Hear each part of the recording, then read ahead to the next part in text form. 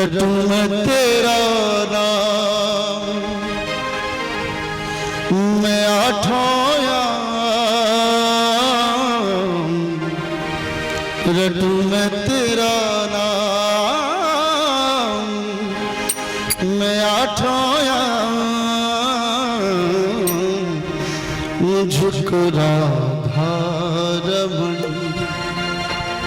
कर तो ऐसा मगन, मुझको राधा रमण कर तो ऐसा मगन, रटूं मैं तेरा नाम, मैं आठों याम रटूं मैं तेरा नाम, मैं आठों याम मुझको राधा रमण कर तो ऐसा मगन, मुझको राधा रमण कर तो ऐसा मगन।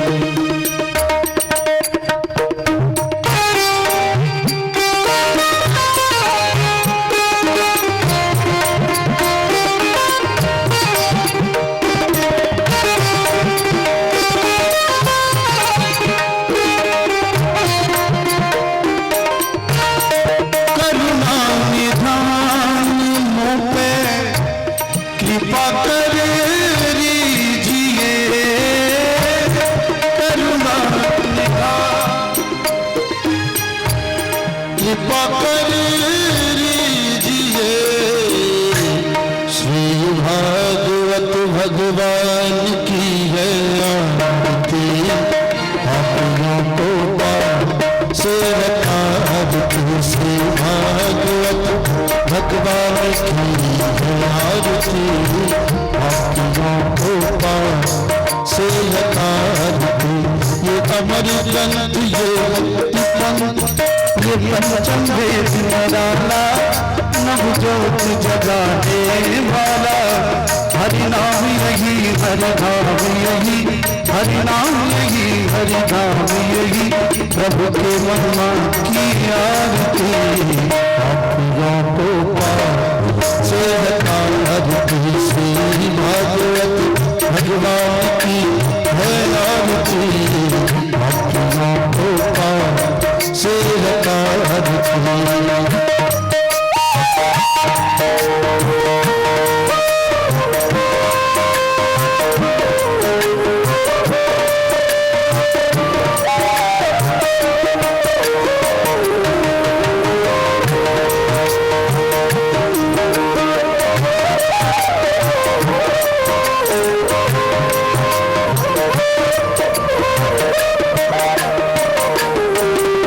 शांति गीत पावन पापों को मिटाने वाला, हरि दर्श कराने वाला, ये शांति गीत पावन पापों को मिटाने वाला, हरि दर्श कराने वाला, ये सुख करनी ये दुख हरनी, ये सुख करनी ये दुख हरनी, श्री मधुसूदन की आरती, पापियों को पाप से हटाती, श्री भागवत भगवान की आरती, पापियों को पाप से हटाती।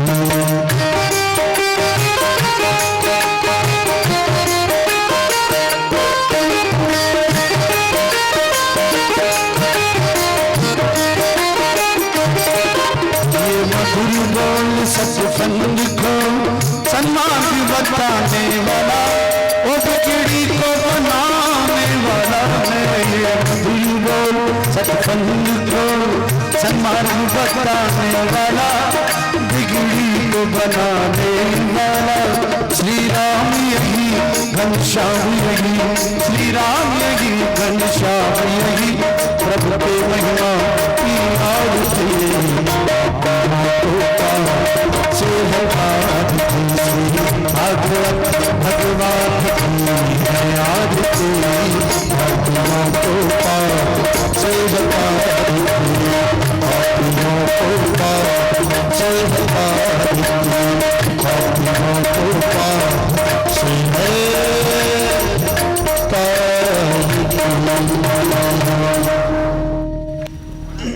हरि ओम।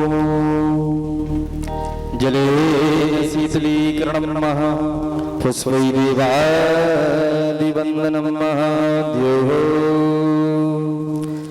शान्तिः। दक्षिणहस्ते पुष्पाणि गृहीत्वा मन्त्रपुष्पाञ्जलिं हरि ओम। जजनेरजनमय जन्तदेवा स्तनिभरमाणि प्रधमान्यासन्नः तेनाकं महिमानः सचन्द्रजत्रपूर्वी साध्या सन्ति देवः हरि ओम। एकदन्ताय विद्महे वक्रतुण्डाय धीमहि तन्नो धन्वन्तरिः प्रचोदयात्। हरि ओम। गणम्बिकायै च विद्महे कर्मसिद्ध्यै च धीमहि तन्नो गौरी प्रचोदयात्।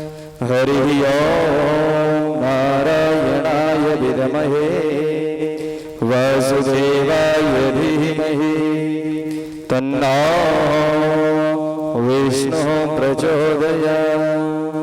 ओम तत्पुरुषाय विद्महे महादेवाय धीमहि तन्नो रुद्रः प्रचोदयात्।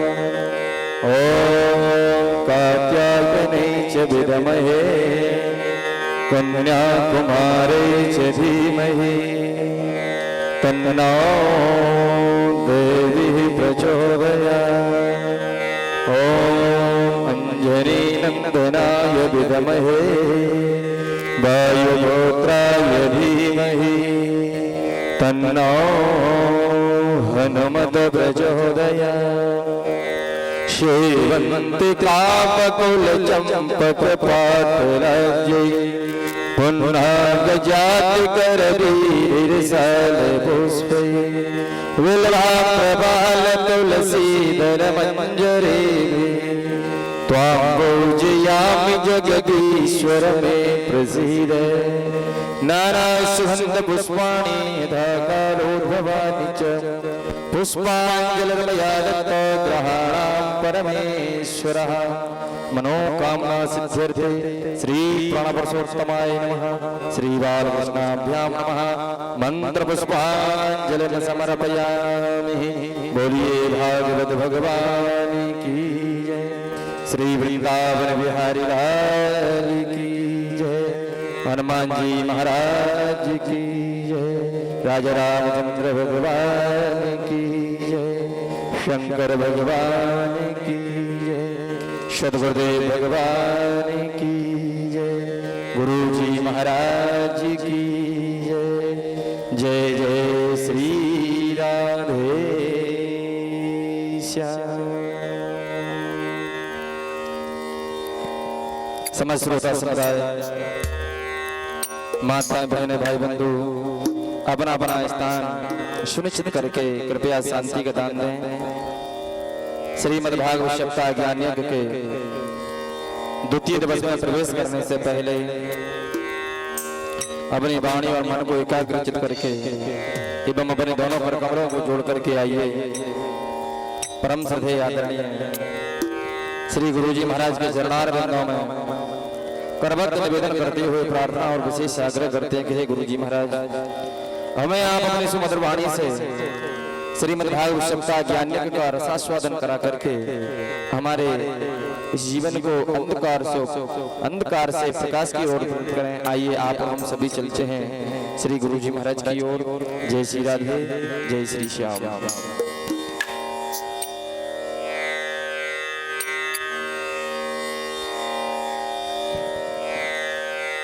और एक विशेष सूचना कि जो भक्त दूर दराज से पधारे हुए हैं। अभी जो महाराज जी को ठाकुर जी को माल्यार्पण करना चाहते हैं वो इसी समय आ सकते हैं।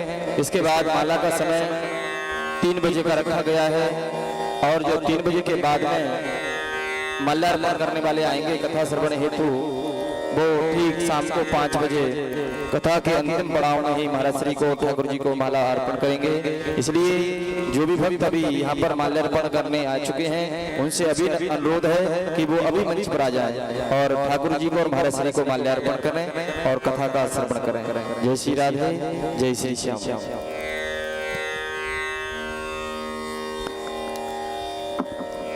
राधे राधे, जय श्री राधे। राधे, जय श्री राधे, जय जय श्री राधे।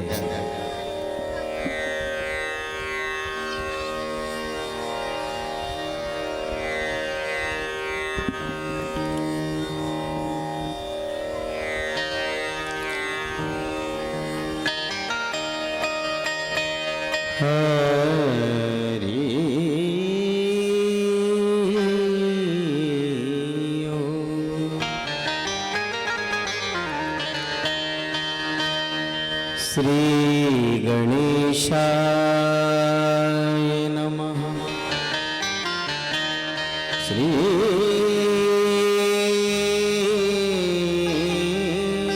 सरस्वती नमः। श्री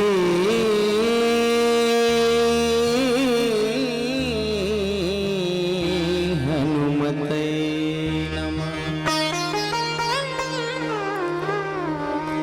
वक्रतुंड महाकाय सूर्यकोटि समप्रभा निर्विघ्नं कुरु मे देव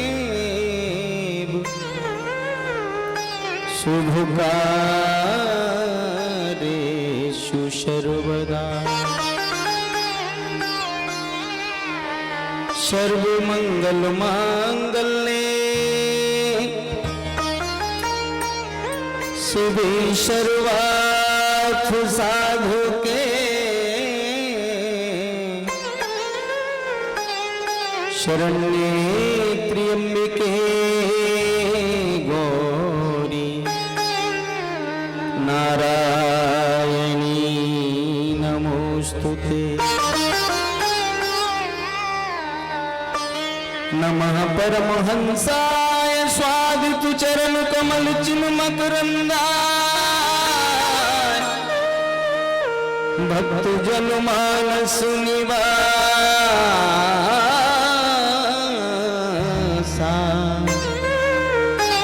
श्री रामचंद्राय ध्येयं सदा परिभवग्नमभीष्टदोहं तीर्थास्पदं शिवविरञ्चनुतं शरण्यं मृत्यार्तिहं प्रणतपालो भवाब्धिपोतं वन्दे महापुरुषते चरणारविन्दम्। बंसी विभूषित करा नवनीरुदाभार पीतांबरा वरुण बिंब फलाधरोष्ठात्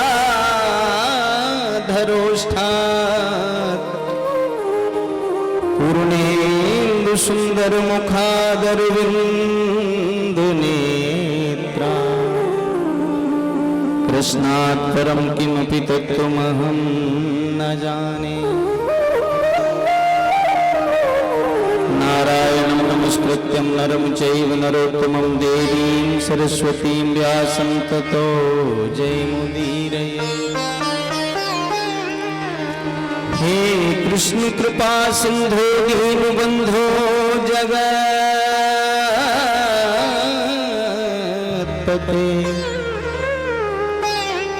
गोपेश गोपिका राधाकान्त नमोस्तुते।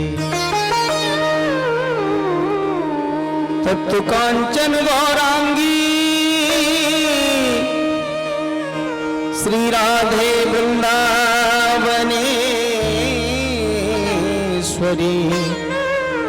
वृषभानुसुते देवी त्वं नमामि हरिप्रिये। अतुलित बलधामं हेमशैलाभदेहं दनुजुवन कृशानुं ज्ञानीनामग्रगण्यं सकल गुण निधानं बानुराणामधीशं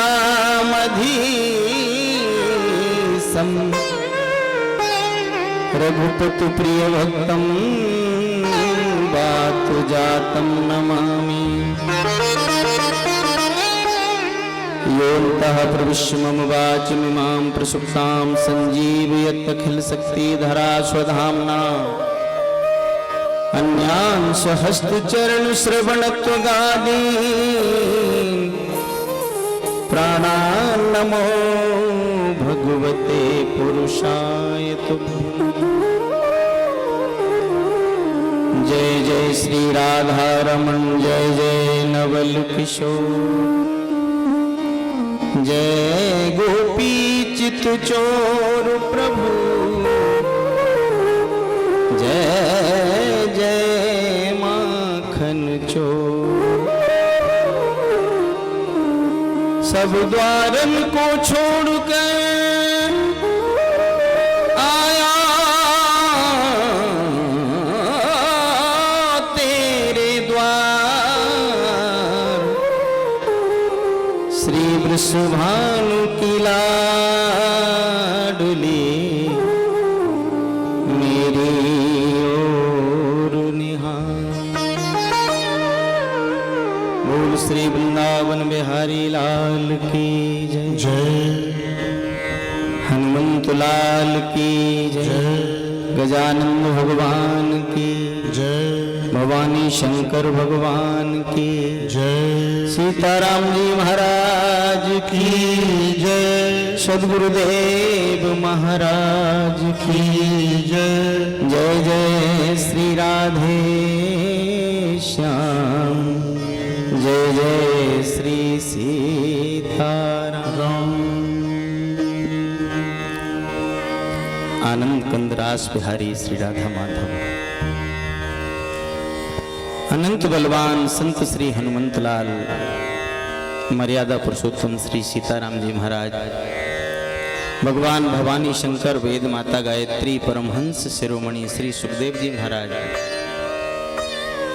अपने परम पूज्य सदगुरुदेव परम पूज्य माता पिता के चरणों में बारंबार वंदन करते हुए यहाँ पर विराजमान समस्त भक्तजन संतजन विद्वतजन विप्रजन आचार्यजन सामवेद के धनी संगीतकार महोदय मातृ शक्ति देवियाँ इन सभी के हृदय में विराजमान मेरे ठाकुर जी के चरणों में बारंबार वंदन करते हुए इस दहर बारा की पावन धरा को प्रणाम करते हुए आइए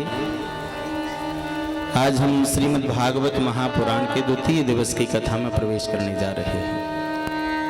सबसे पहले अपने तन मन और वाणी को पावन करने के लिए थोड़ा सा हरिनाम संकीर्तन करेंगे। इसके बाद पावन मंदाकिनी में गोता लगाएंगे। बड़े भक्ति भाव से नाम संकीर्तन करें।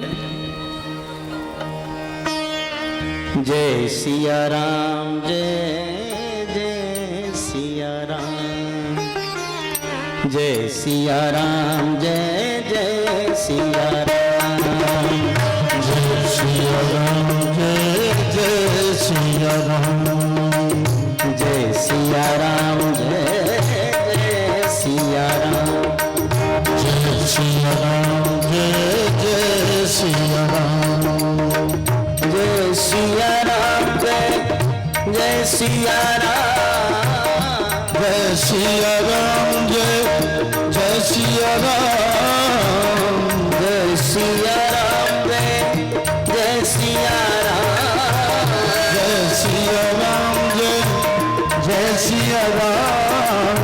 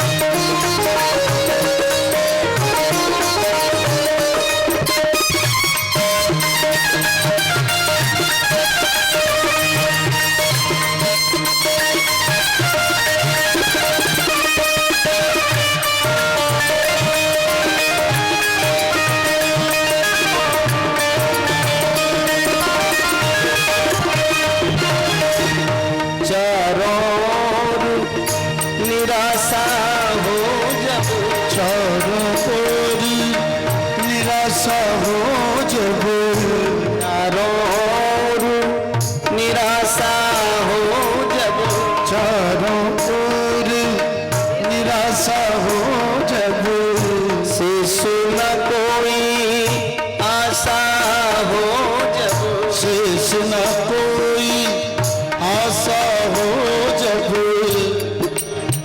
तब फिर बोलो बस यही नाम, तब फिर बोलो बस यही नाम। जय सिया राम जय जय सिया राम, जय सिया राम जय जय सिया राम, हरि बोल। जय सिया राम जय जय सिया राम।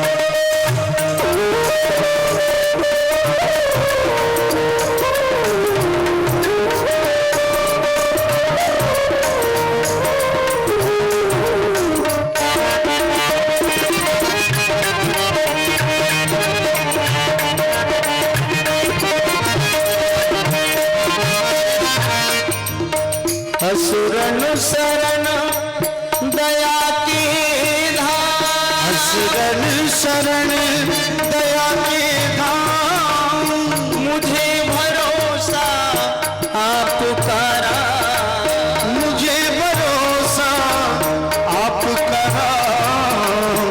कृपा कर अपना लो राम, कृपा कर अपना लो राम, अपना दास बना लो राम, अपना दास बना लो राम, अपना दास बना लो राम। अपना दास बना लो राम। जय सिया राम जय सिया राम, जय सिया राम जय जय सिया राम।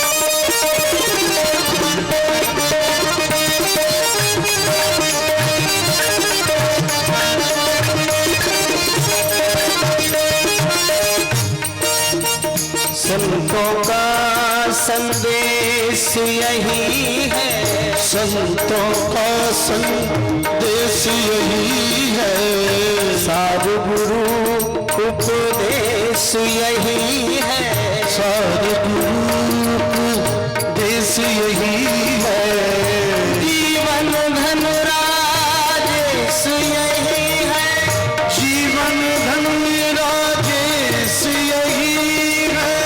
रे मन बन जा राम गुलाम, रे मन बन जा राम गुलाम, रे मन बन जा राम गुलाम।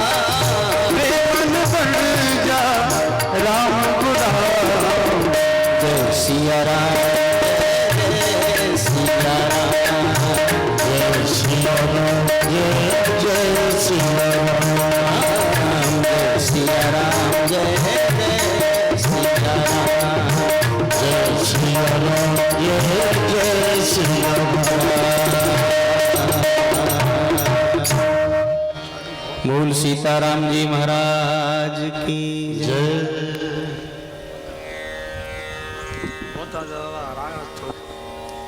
आइए पावन मंदाकिनी में गोता लगाने से पहले एक जोरदार जयकारा लगाएं। श्री राधे। आवाज ही नहीं आई। श्री राधे जय हो। ज्यादा नहीं। जन्माद्यस्यतोऽन्वयादितिरतश्चार्थेषु भिज्ञा स्वराट्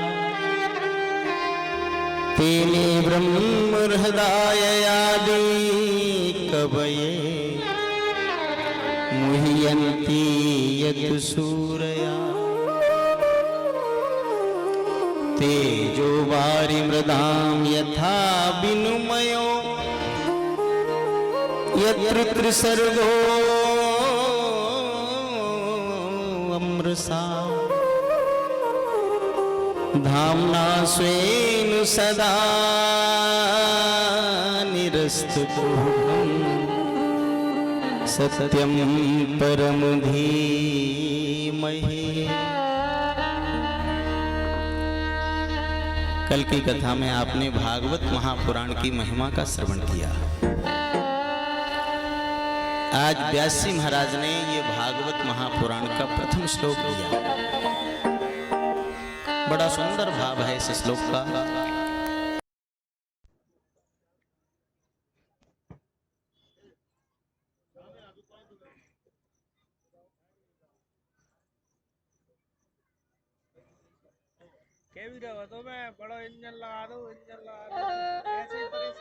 राधे। व्यासी महाराज ने भागवत महापुराण की महिमा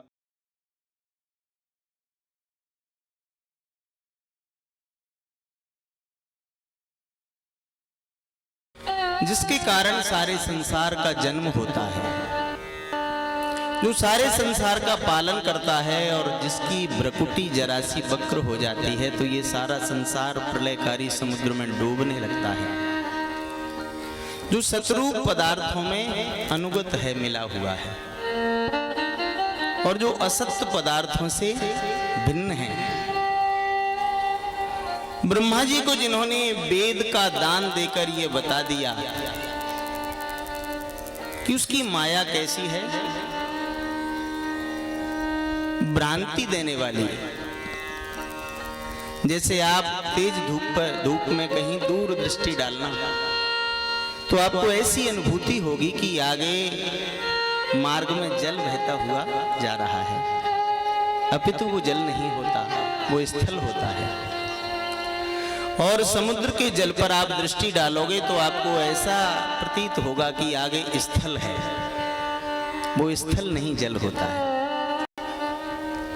तो उसकी माया के वजह से हमें जल में स्थल दिखाई देने लगता है और स्थल में जल नजर आने लगता है।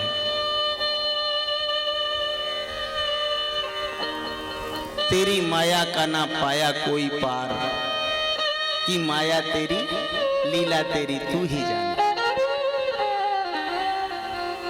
तो ब्रह्मा जी जैसे भी उनकी माया में भ्रमित हो जाते हैं, ऐसे परम सत्य को हम प्रणाम करते हैं, उसकी वंदना करते हैं।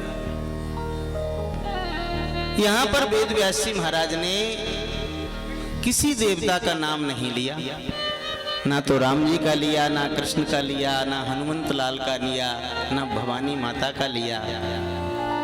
उन्होंने केवल सत्य को प्रणाम किया। जबकि आपने अक्सर देखा होगा कि किसी भी ग्रंथ का जब शुभारंभ किया जाए तो किसी न किसी देवता का नाम लेकर वंदना की जाती है। किसी ग्रंथ में राम जी का नाम, किसी में कन्हैया का नाम, किसी में शंकर जी का नाम।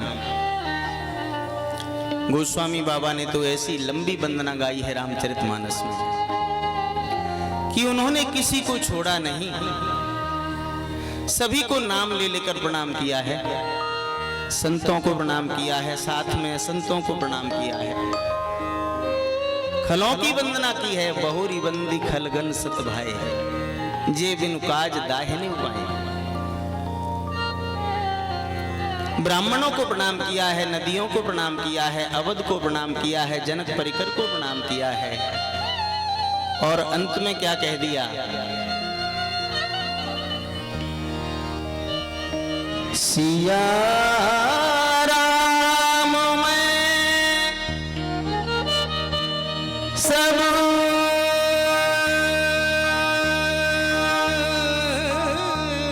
जग जानी करहु प्रणाम जोरी जुग पानी करहु प्रणाम जोरी जुग पानी करहु प्रणाम जोरी जुग पानी करहु प्रणाम जोरी जुग पानी सिया राम सिया राम सिया राम जय हो सिया राम मैं सब जग जाने करहु प्रणाम जोरी जुग पानी करहु प्रणाम करहु प्रणाम। सारे जगत को प्रणाम किया तुलसी बाबा ने। संतों की दृष्टि ऐसी होती है कि कहीं भी परमात्मा का दर्शन कर लेते हैं। अरे उसको देखने वाली नजर चाहिए, वो तो कण कण में बसा हुआ है। जिसकी दृष्टि में भगवान नहीं, वो भले ही हरिद्वार, काशी, वृंदावन कहीं भी चला जाए, कहीं नहीं परमात्मा मिल सकता। और जिसकी दृष्टि में परमात्मा है, वो कहीं भी उसको प्रकट कर लेगा। एक व्यक्ति नित्य भगवान शंकर की पूजा करने जाता था। बड़े भाव से बिल्वपत्र लेकर, जल लेकर एक दिन भोले बाबा के दरबार में पहुंचा। जैसे ही भोले बाबा के दरबार में पहुंचा, उसने क्या देखा कि भोले बाबा के ऊपर एक चूहा बैठा है। उसने विचार किया कि मैं इसकी पूजा करने क्यों आता हूं, ये संसार का नियंता है, संसार का पालन करने वाला है, रक्षा करने वाला है, ये सर्वशक्तिमान है। लेकिन आज मैं ये क्या देख रहा हूं कि अपने ऊपर से एक चूहे को भी ये भगवान हटा नहीं सकता। जब एक चूहे को अपने शीश के नीचे नहीं गिरा सकता, तो ये क्या मुझे बचाएगा, क्या मेरी रक्षा करेगा। छोड़ो ये पूजा पाठ करना, व्यर्थ में अपना समय नष्ट करता हूं। और वहीं पर बिल्वपत्र फेंका, जल फेंक दिया, वापस आ गया। इसके बाद में दूसरा व्यक्ति थोड़ी देर के पश्चात पहुंचा भोले बाबा के दरबार में, और उसने जाकर भी यही दृश्य देखा कि भोले बाबा के ऊपर चूहा बैठा है। अब देखिए भाव का अंतर। पहले व्यक्ति ने तो ये सोचा कि ये मेरी रक्षा क्या करेगा, चूहे को हटा नहीं सकता। और दूसरे व्यक्ति ने ये सोचा कि मेरा परमात्मा, मेरा भोलेनाथ सर्वशक्तिमान है, फिर भी कैसा कृपालु है, एक छोटे से जीव जंतु को भी अपने सिर पर धारण कर लेता है। अरे सारा संसार उसी का है ना। जब वो चूहे को भी अपने शीश पर बिठा लेता है, तो कृपा करके मुझे तो अपने चरणों में एक ना एक दिन स्थान दे ही देगा। और इतना कहते कहते उसके नेत्रों से अश्रुधारा निकल पड़ी, और जैसे ही प्रेम अश्रु उसके नेत्रों से निकले कि साक्षात शिवलिंग से भोले बाबा प्रकट हो गए। बोल शंकर भगवान की जय। चाहिए उसको प्रकट करने वाला, वो तो तैयार खड़ा है। तो तुलसी बाबा की नजर ऐसी थी, सारे संसार में परमात्मा का दर्शन कर लिया और सभी का नाम लेकर सभी को वंदन किया। और यहाँ पर व्यास जी महाराज ने भागवत महापुराण का शुभारंभ किया, तो किसी देवता का नाम न लेकर उन्होंने सत्य की वंदना की। क्योंकि सत्य ही राम है, सत्य ही कृष्ण है, सत्य ही भोले बाबा है, सत्य ही माता भवानी है। और सत्य की वंदना करके उन्होंने किसी की वंदना को छोड़ा नहीं। आप लोग मंदिर जाइए, लेकिन आप मंदिर जाकर सत्य से श्रृंगार कीजिए अपने जीवन का। आप सत्य को अपना आभूषण बना लीजिए, यही मंदिर जाने की सार्थकता है। तो सत्य की वंदना भोले बाबा ने की, ये व्यास जी महाराज ने की और सभी को सत्य ही माना, सभी ने। यहाँ क्या कहा? सत्यम परम धीमहि, परम सत्य। अच्छा, वो सत्य सब जगह है भी। कुछ उदाहरण आपके सामने रखते हैं। हम लोग किसान हैं, खेती करते हैं। एक किसान अपने खेत में जाता है और टमाटर का पौधा लगाकर घर आ जाता है और ये कह देता है कि ये फसल मैंने पैदा की है। बताइए, क्या उस फसल को पैदा करने वाला वास्तव में वो किसान है क्या? क्या वो किसान परम सत्य है? केवल निमित्त है, कर्म करने वाला। क्या वो टमाटर का पौधा लगाकर उस पौधे को बड़ा करता है क्या? नहीं। तो क्या उसमें फूल लगाता है क्या? नहीं। विराजिए, विराजिए सरपंच साहब, विराजिए। क्या वो इसमें फूल लगाता है? नहीं। क्या फल लगाता है? नहीं। केवल पौधा लगाकर आ जाता है। उस पौधे को बड़ा करना, उसमें फूल लगाना, उसमें फल लगाना और आयु पूरी होने के बाद में उस पौधे को सुखाना, यानी उत्पत्ति, पालन और संहार, ये तीनों वही परमपिता परमात्मा करता है। देखिए, आपने देखा होगा कि एक तो होता है कर्ता, एक होती है क्रिया। कर्ता, क्रिया, कर्म। जैसे आपने देखा होगा कि हलवाई जब जलेबी बनाता है, कोई मिठाई बनाता है, तो हमें तीनों नजर आते हैं, बनाने वाला और वो पद्धति, क्रिया, किस क्रिया के द्वारा, और वो वस्तु बन गई, वो भी हमारे सामने है। लेकिन जादूगर जब कोई वस्तु बनाता है ना, तो एक चीज गायब हो जाती है। कौन सी? क्रिया गायब हो जाती है, पद्धति। जय हो। हमें हलवाई नजर आता है और जो वस्तु का निर्माण वो करता है, वो वस्तु नजर आती है, पद्धति, क्रिया गायब हो जाती है। लेकिन इस जादूगर से बड़ा एक और जादूगर है। कौन? बांके बिहारी। जब वो परमात्मा इस संसार को बनाता है तो एक वस्तु, एक और गायब हो जाता है हमारे बीच से। क्या? कर्ता भी गायब हो जाता है। कर्ता गायब, क्रिया गायब, केवल वो वस्तु हमें नजर आती है। ये संसार को बनाने वाला गायब और पद्धति गायब, वो पलक झपकते ही संसार का निर्माण कर देता है। तो बताइए, उससे बड़ा और कौन सा जादूगर है? सबसे बड़ा जादूगर है, सबसे बड़ा कारीगर है। इसलिए वही परम सत्य है। वो हर जगह रहकर निर्माण करता है और पालन करता है।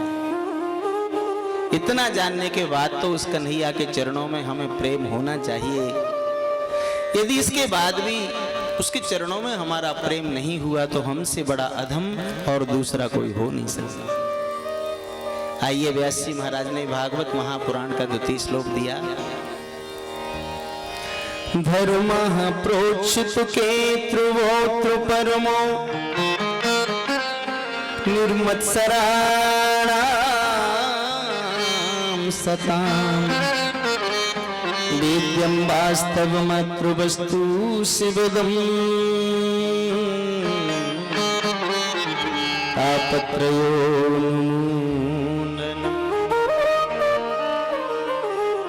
श्रीमद्भागवते महामुनिकृते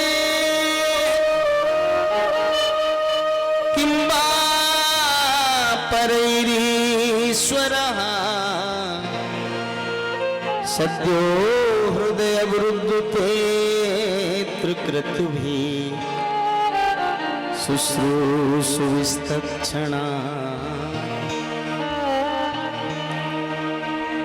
धर्म महाप्रोक्षित केत गोत्र परमो निर्मत्सराणाम शताम।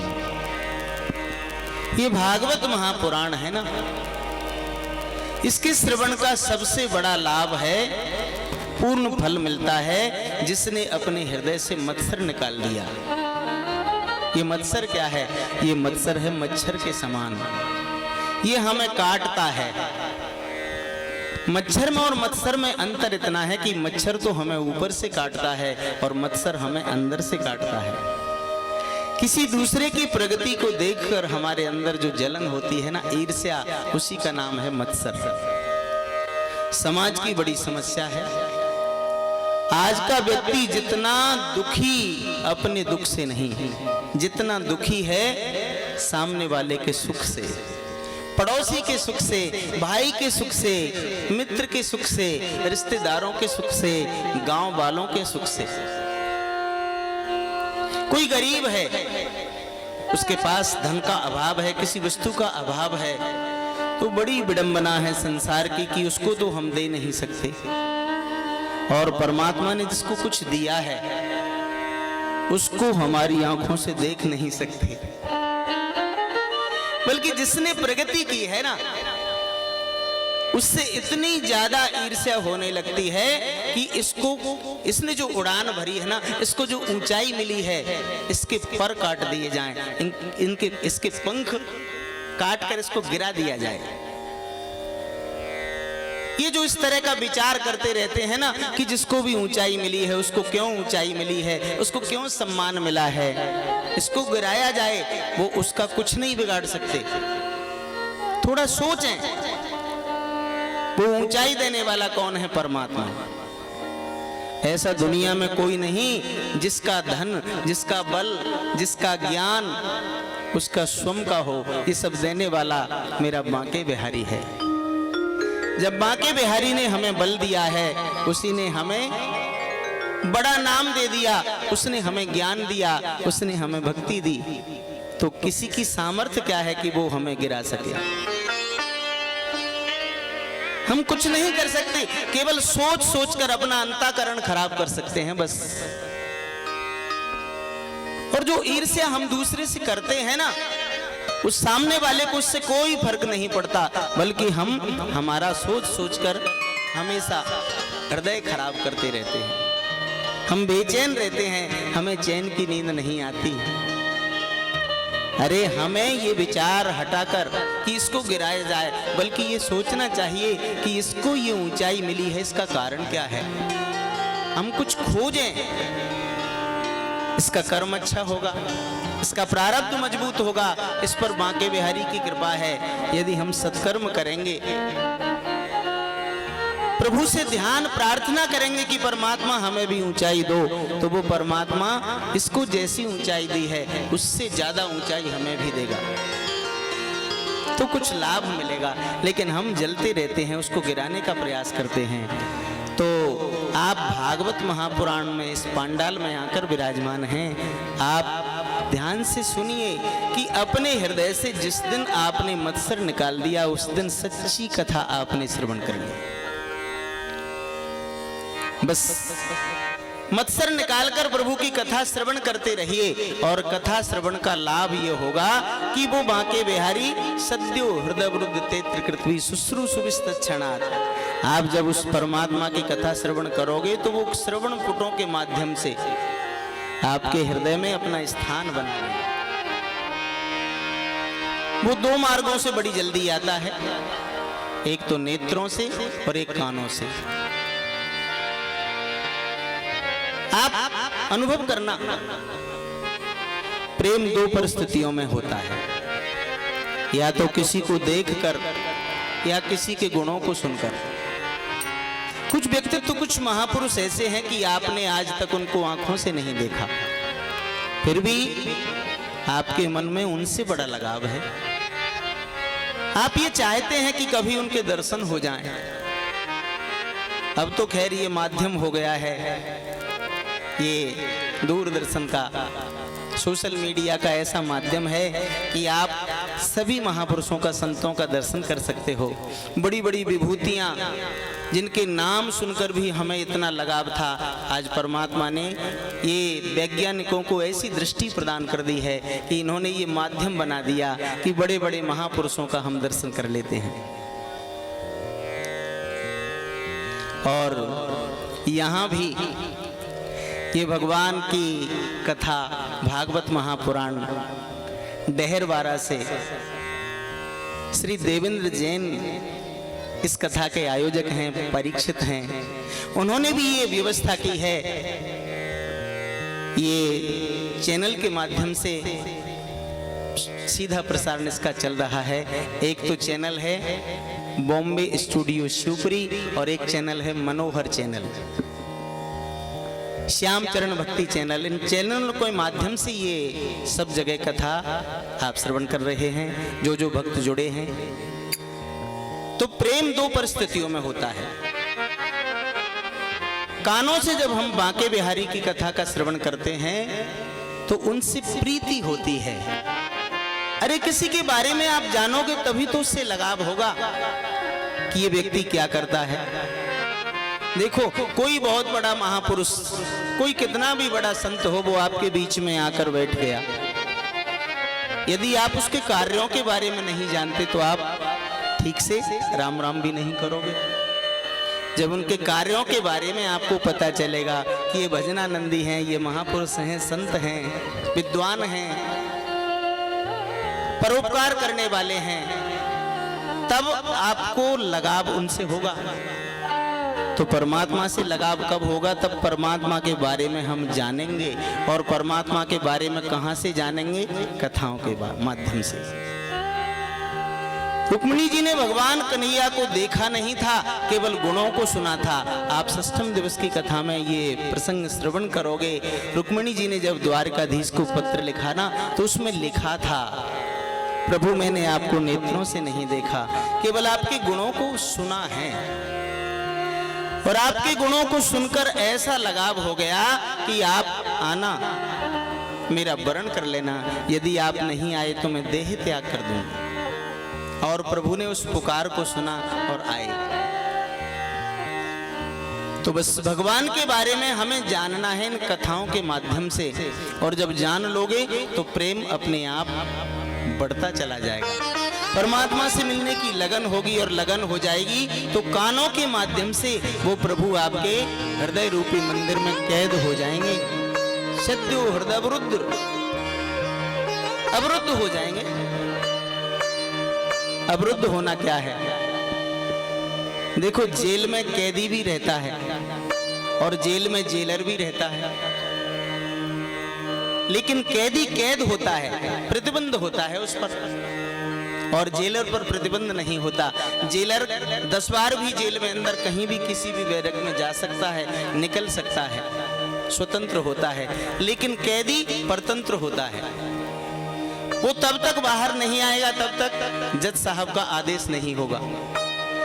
तो परमात्मा कथा के माध्यम से जब हमारे हृदय रूपी मंदिर में आकर कैद हो जाते हैं तो उस समय परमात्मा कौन बन जाते हैं? कैदी।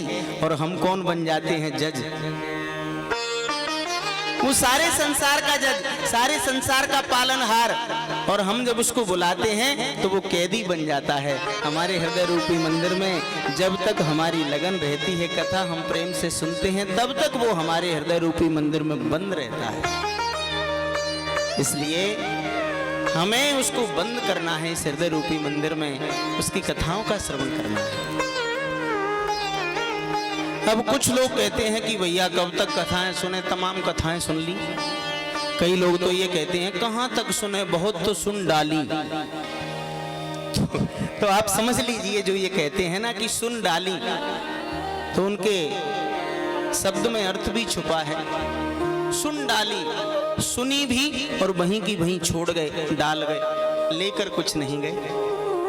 क्योंकि जो कुछ लेकर जाता है ना कथाओं से, वो ये कभी कह नहीं सकता कि बहुत सुन डाली, क्योंकि उसने कुछ पाया है और कुछ पाकर उसको इतना प्रतीत हो गया, वो जान गया कि भगवान की कथा अनंत है।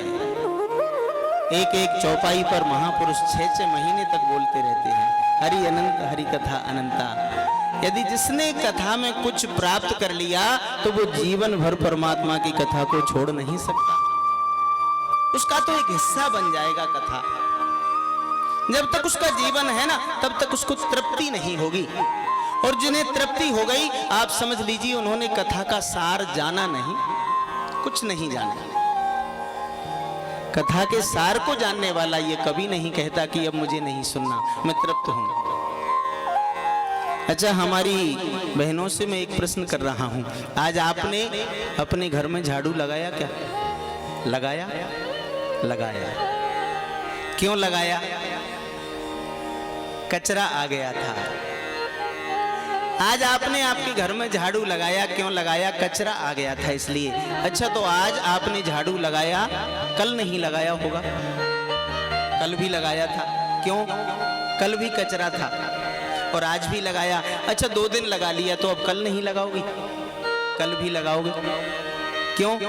कल भी कचरा आ जाएगा। जब जब आपको कचरा आपके घर में नजर आया, आपने झाड़ू उठाया और उसको साफ कर दिया। क्यों? क्योंकि हमारा घर स्वच्छ नजर आए। कोई मेहमान आए और ये घर स्वच्छ नजर आए ना, तो इसमें आ जाए और हमारी प्रशंसा करे कि आपका घर तो बड़ा साफ है। इसी प्रकार हमारा हृदय रूपी मंदिर है ना, इसमें भी बार बार कचरा आ जाता है। काम का, क्रोध का, लोभ का, ईर्ष्या का, मद का, मत्सर का। तो जिस प्रकार हमारी बहनें नित्य झाड़ू लगाती हैं ना कचरा साफ करने के लिए, उसी प्रकार इस हृदय रूपी मंदिर में आपको जब जब कचरा नजर आए, जब जब आपको ऐसा लगे कि मैं किसी से जल रहा हूं, जब जब आपको ऐसा लगे कि मेरा मन वासना की ओर भाग रहा है, मैं गलत कार्य की ओर जा रहा हूं, मैं किसी के धन को हड़पना चाहता हूं, मैं किसी को कष्ट पहुंचाना चाहता हूं, मैं किसी से ईर्ष्या रखता हूं, मैं किसी को गिराना चाहता हूं, आपको जब जब ये लगे तब तब आप झाड़ू उठाइए और इस कचरे को साफ कीजिए। और वो झाड़ू क्या है? भगवान की कथा रूपी, भगवान का कीर्तन रूपी झाड़ू। बस आप इसको साफ करते रहे तो एक दिन वो बिहारी आएंगे और राधा रानी के साथ आकर आपके उस पवित्र हृदय रूपी मंदिर को साफ जब देखेंगे, पवित्र देखेंगे, तो वो अपना स्थायी निवास आपके हृदय रूपी मंदिर में बना लेंगे। बोल राधा कृष्ण भगवान की जय।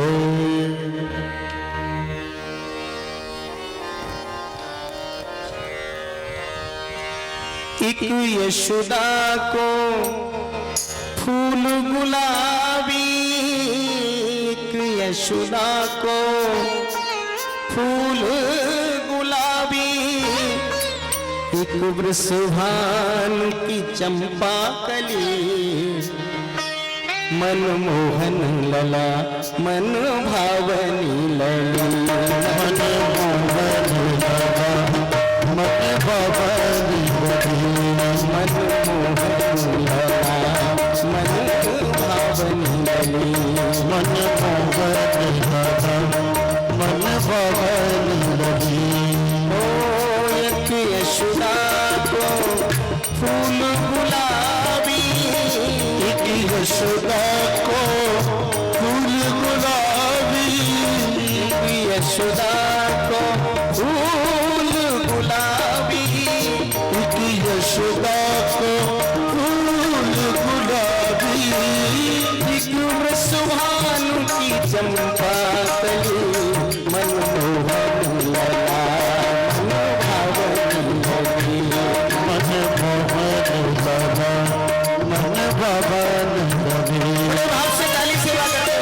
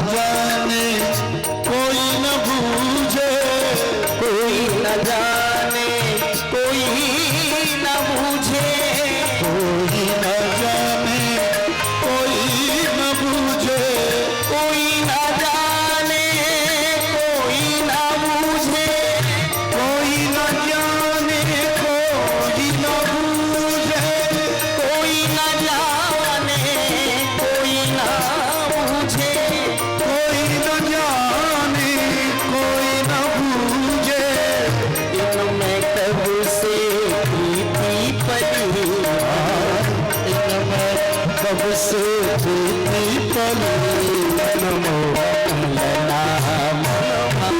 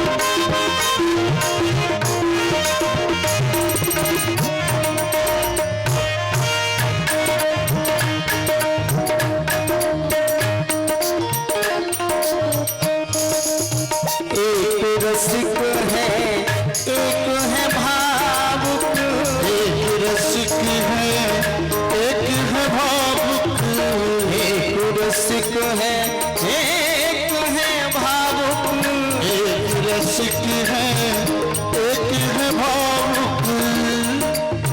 वेदों में बात चली, वेदों में बात चली, मनमोहन लला मन भवन लगी, मनमोहन लला मन भवन लगी, मोहन लला मन भवन लगी।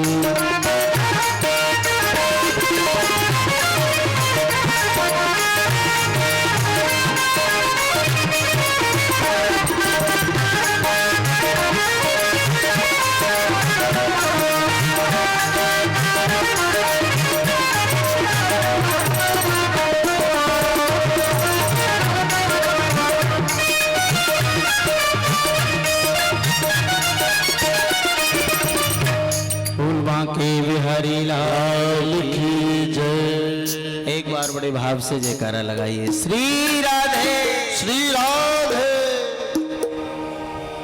तीसरा श्लोक दिया व्यासी महाराज ने, निगम कल्प तरोरिगलितम फलम सुख मुखादमृत द्रव संयुतम पिबत भागवतम रसमालयम मुहुरहो रसिका भुवि भावुका। ऋषियों ने पूछा जब सूत जी महाराज से कि ये भागवत हमारे बीच में कहां से आई, तो बताया सबसे पहले इसको दिया भगवान नारायण ने ब्रह्मा जी को। इसके प्रथम वक्ता हैं भगवान नारायण और प्रथम श्रोता हैं ब्रह्मा जी। उसके बाद में ब्रह्मा जी ने दिया नारद जी को, द्वितीय वक्ता ब्रह्मा जी और श्रोता नारद जी। इसके बाद में नारद जी ने दिया व्यास जी महाराज को, तृतीय वक्ता है नारद जी और श्रोता हैं व्यास जी।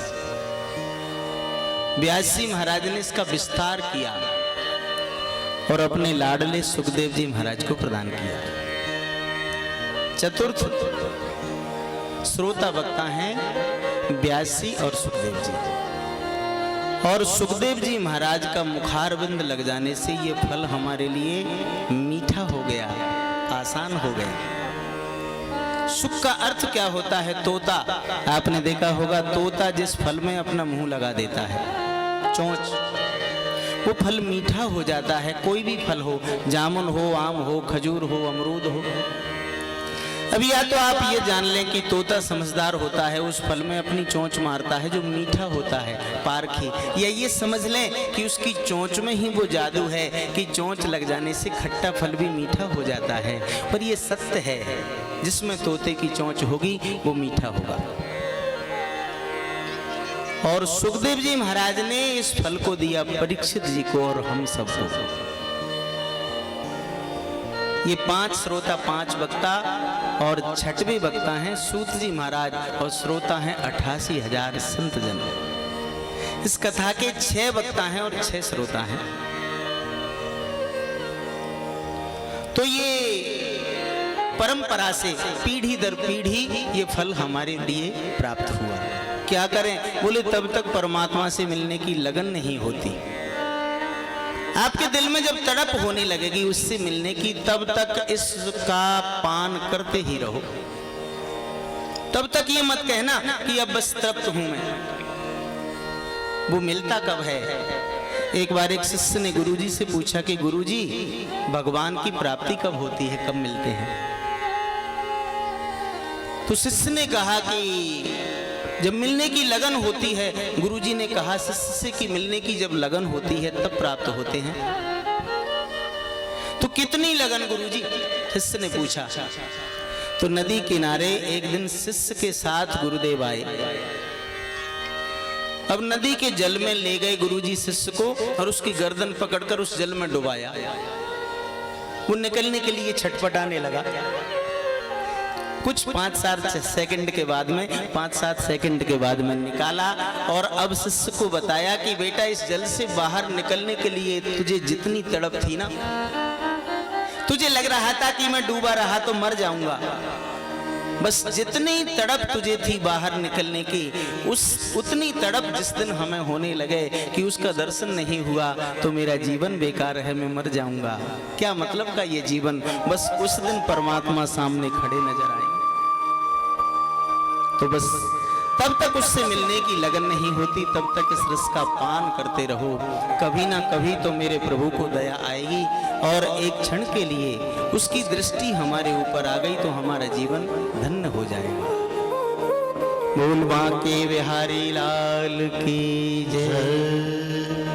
आइए अब हम उसी प्रसंग पर चलते हैं जहां पर नैमिषारण्य तीर्थ में 88,000 संतजन विराजमान हैं। संतों ने भागवत महापुराण की महिमा का श्रवण किया तो गदगद हो गए और सूत जी महाराज से कहा कि महाराज, त्वया खलु पुराणानि सेतिहासानि चानघ। महाराज, आपने सभी इतिहास पुराणों का अध्ययन किया है। हम आपसे कुछ प्रश्न करना चाहते हैं, हमारे मन में कुछ प्रश्न हैं, बड़ी जिज्ञासा है, बड़ी प्रीति है, कुछ प्रश्नों का आप उत्तर दीजिए। सूत जी महाराज ने कहा कि ऋषियों में जानता तो कुछ नहीं, लेकिन गुरुजनों से जो भी प्राप्त किया है आपको बताने का प्रयास करूंगा। आप विचार कीजिए। जिन्हें देखकर 88,000 संतजन खड़े हो गए, वो सूत जी क्या कहते हैं कि मैं कुछ जानते ही नहीं हूं। और हम लोगों को देख लो, कुछ भी नहीं जानते फिर भी कह देते हैं मैं तो सब जानता हूं, हर विभाग की मुझे नॉलेज है। कुछ लोग कहते हैं ऐसा क्या है जिसको मैं नहीं जानता, मैं सब जानता हूं, जानकार हूं। हम तो कुछ नहीं जानते फिर भी अपने आप को जानकार मानते हैं, और वो सब जानते हैं फिर भी कहते हैं कि मैं कुछ जानते ही नहीं हूं। देखो, जानते हुए भी जो यदि कहता है कि मैं कुछ नहीं जानता, उससे बड़ा जानकार कोई है क्या? कोई नहीं। कहा गुरुजी से प्राप्त किया है, आपको बताने का प्रयास करूंगा। तब ऋषियों ने प्रश्न किए। पहला प्रश्न किया कि महाराज, मनुष्य के लिए कल्याण मार्ग का परम धर्म क्या है? क्या व्रत करना परम धर्म है? क्या दान करना परम धर्म है? क्या परोपकार परम धर्म है? परम का अर्थ सबसे ऊंचा। ये पहला प्रश्न है। दूसरा प्रश्न किया कि हमारे मन में कभी कभी संदेह होता है, सबसे बड़े भगवान कौन से हैं? पूर्ण ब्रह्म कौन है? हम राम को माने या कृष्ण को माने या शिव को माने या भवानी को माने, और किसको माने, किसकी पूजा करें और किसको छोड़ दें, किसकी स्तुति करें और किसकी निंदा करें, ये दूसरा प्रश्न। और तीसरा प्रश्न ऋषियों ने किया कि वेदों में प्रभु का नाम है अजन्मा, जो जन्म नहीं लेता। तो ऋषियों ने सूत जी महाराज से कहा कि महाराज वेदों में प्रभु का नाम अजन्मा है, तो जब ये अजन्मा है तो जन्म लेकर कैसे आ गया? कौशल्या दशरथ का बेटा राम बनकर आ गया, कश्यप अदिति का बेटा वामन बनकर आ गया, वसुदेव देवकी का बेटा कृष्ण बनकर आ गया। गुरुदेव अनामी का नाम क्यों, अजन्मा का जन्म क्यों, निराकार का आकार क्यों, निर्गुण सगुण क्यों? चौथा प्रश्न है भगवान के अवतार कितने हैं। पांचवा प्रश्न वेदों का सार क्या है, और छठवां प्रश्न बड़ा अद्भुत।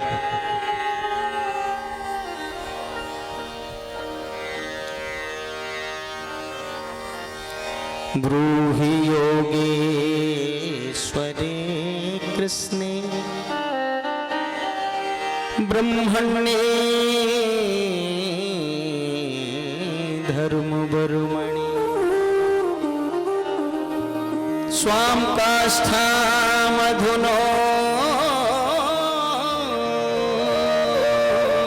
पेतो धर्मं कं शरणं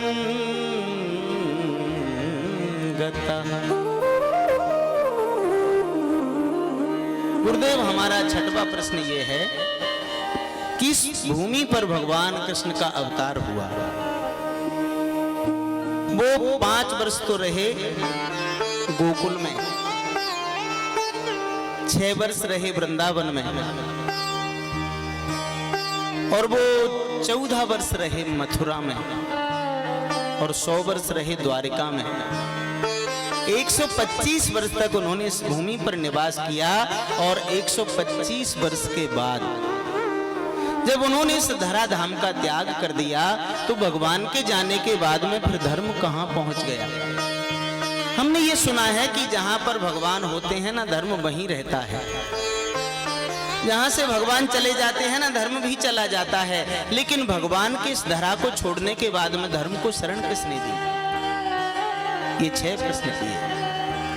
गदगद हो गए सूत जी महाराज। कहा ऋषियों में अवश्य आपके प्रश्नों का उत्तर देने का प्रयास करूंगा, लेकिन पहले मैं सुखदेव जी महाराज की वंदना करना चाहता हूं। और यहाँ इस कथा में सुखदेव जी महाराज के जन्म का प्रसंग है। ये कौशिकी संहिता की कथा है। सुखदेव जी महाराज गौलोक धाम में राधा रानी की गोद में खेलते थे। एक दिन राधा रानी ने अपने पुत्र सुखदेव से कहा, राधा रानी सुखदेव जी की गुरु हैं और माँ भी हैं जगत की, बेटा आप मृत्यु लोक में जाइए और भागवत का प्रचार कीजिए। सुखदेव जी ने कहा कि मैया मृत्यु लोक में तो भगवान की माया बड़ी विचित्र है, पकड़ लेती है। राधा रानी ने कहा कि आप पर उनकी माया का कोई प्रभाव नहीं होगा, आप तो जाइए। और कैलाश पर्वत पर उनका प्राकट्य हुआ एक तोते के रूप में। उसी समय नारद जी का वहां आगमन हुआ। नारद जी को जब पार्वती माता ने देखा तो पूछा कि गुरुदेव बड़े दिनों के बाद में आपका आगमन हुआ है। नारद जी बोले कि मैंने आजकल आना जाना छोड़ दिया है माँ। क्यों? इसलिए छोड़ दिया है कि संसार के लोगों में अब प्रेम सच्चा नहीं, अब तो बनावट का प्रेम है।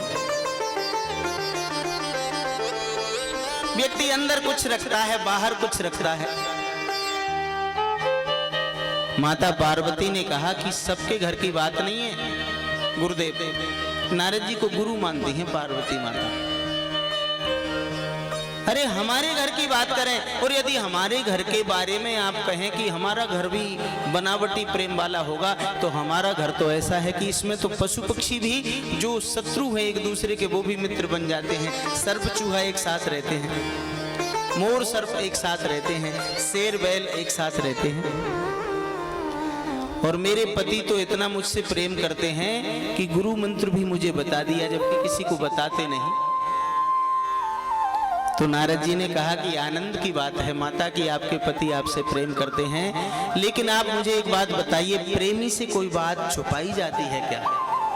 नहीं।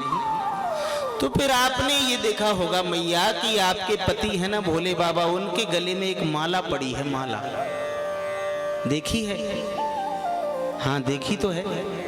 तो वो माला है मुंडों की, उसमें सिर लगे हैं उस माला में। तो आपको पता है मैया कि ये माला जो है ना उसमें किसके मुंड लगे हैं? पार्वती मैया बोली मुझे तो नहीं पता। क्यों, आपके पति ने आपको बताया नहीं? भोले बाबा ने। मैया पार्वती बोली मुझे तो नहीं बताया। तो क्या खाक प्रेम करते हैं आपसे? अरे जो बताना चाहिए उसी को छुपा लिया। एक बात बताऊं कि आपके पति के गले में ये माला पड़ी है ना, इसमें एक स्त्री के मुंड लगे हैं। अब बताइए, नारद जी बड़े विचित्र हैं। जहां लड़ाई झगड़े नहीं होते लड़ाई झगड़े करवा देते हैं, और लड़ाई झगड़े होते हैं बंद भी करवाने का सामर्थ्य है। लेकिन जहां भी उन्होंने झगड़ा करवाया है उसमें कोई ना कोई अच्छाई रहती है, भलाई। अब बताइए, ये कह दिया कि उसमें एक स्त्री के मुंड लगे हैं। अब आप यही अनुभव कर लीजिए, किसी बहन से कोई ये बता दे कि आपके पति की जेब में एक स्त्री का फोटो रहता है, तो क्या बीतेगी?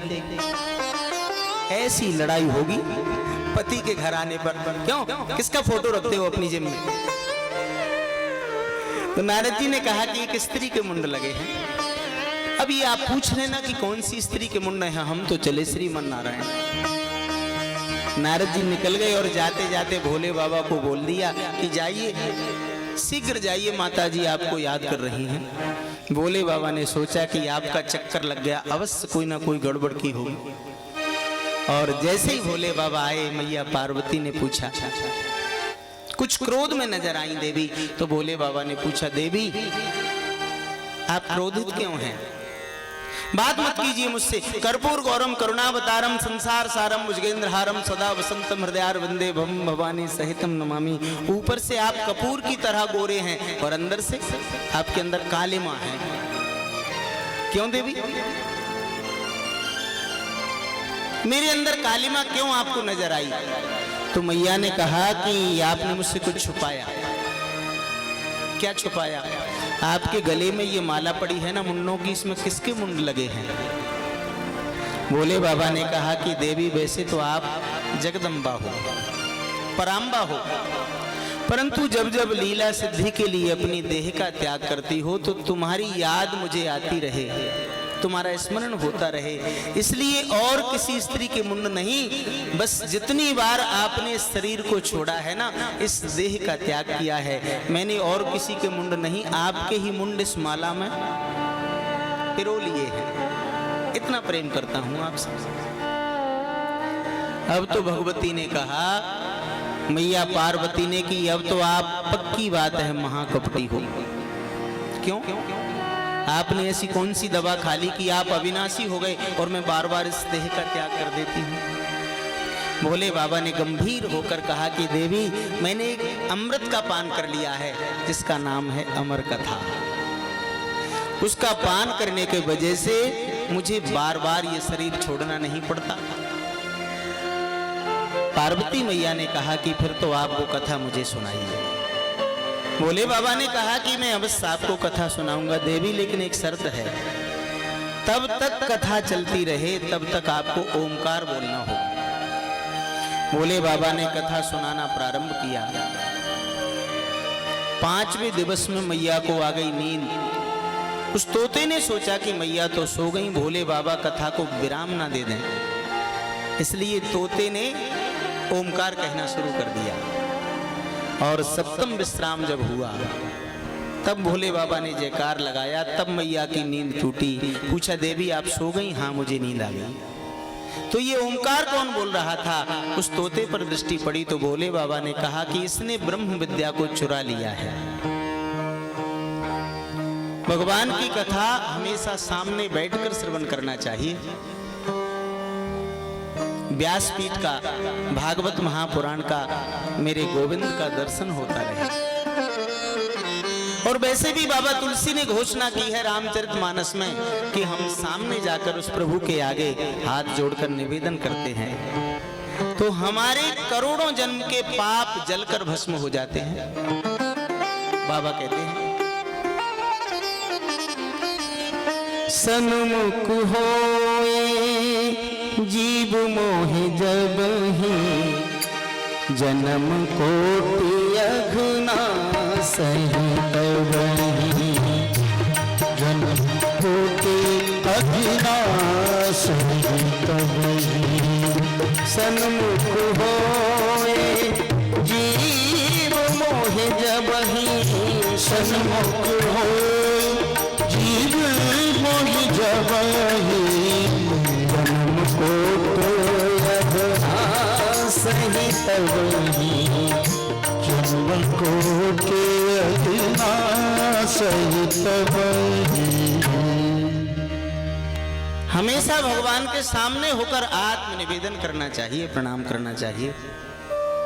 कुछ लोगों की ऐसी आदत हो गई है, कुछ दूसरे लोगों को देखकर कुछ लोग क्या करते हैं, जब परिक्रमा करते हैं तो पीछे जाकर भी परिक्रमा में भगवान को प्रणाम करते हैं। ये पद्धति ठीक नहीं है।